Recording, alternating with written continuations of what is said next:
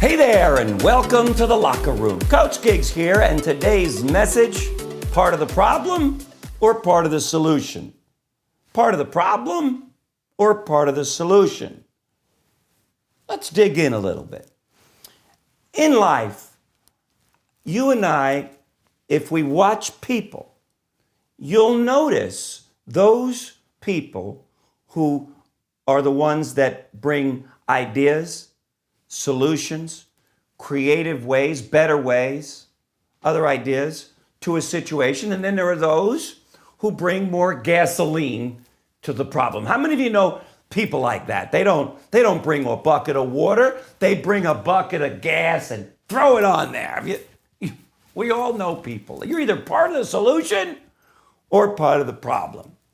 I want to encourage you today to become even more so a part of the solution, because this world needs people who want to make this a better place in every way. And so let's become solution-minded, not problem-minded. Now, first things first, your thinking and mine and how we operate is based on the environment we were raised in and the people we associate with, the thoughts we have, and then naturally the decisions and actions we take. So you can't change how you were raised. I can't change, my background. It is what it is. But I can change my choices on what I do, period. No one controls that. You can't control your background, but you can control choices you make.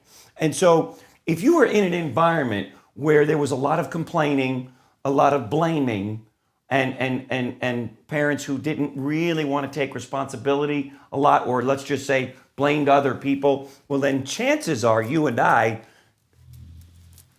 do I have to say, we might be a little bit like that. But then you decide, you and I, do I want to inherit that stuff, or do I want to be solution minded? In business, I am surrounded by amazing people. Now, the people that I'm talking about who are amazing are solution-minded.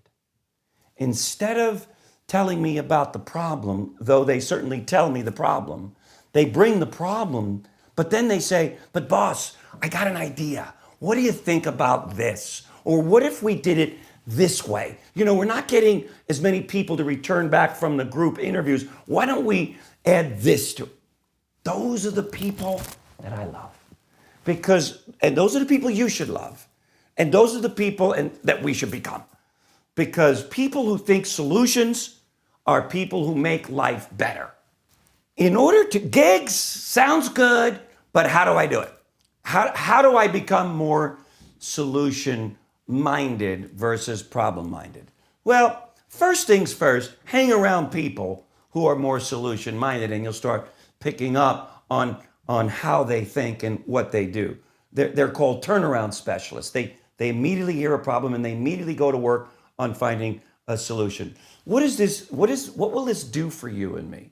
Well, number one, it'll allow us, problems simply allow us to discover new things, new ways to travel down maybe the same road. And so problems can sometimes produce the greatest discoveries. The Post-it note was a failure. It was a chemist who couldn't get the damn glue right. And then this thing kept going around all over. He's giving it to secretaries. They don't know what to do with it, i.e. Post-it note. How big of a business is that? So behind these problems could be the greatest solutions to life's challenges. And so solution-minded or problem-minded, you decide. If you're a leader, it is required that you become solution-minded. How are you going to teach someone else to be solution-minded if you, the leader, are not looking for solutions? So I speak to you who have people's lives in your hands and you want them to help come up with ideas. You start first. Do as I do, leader, not as I say. And so for those of you out there who simply want to live a better life, I promise you, if you become more solution-minded, then problem-minded, you're going to live your best life. Thanks for joining the Locker Room Gang, and we'll see you tomorrow. Take care. Bye-bye. If you know someone you feel has a special story to tell or like to share, please email Eric directly and he will reach out to you and or this individual, even if you think this person is you.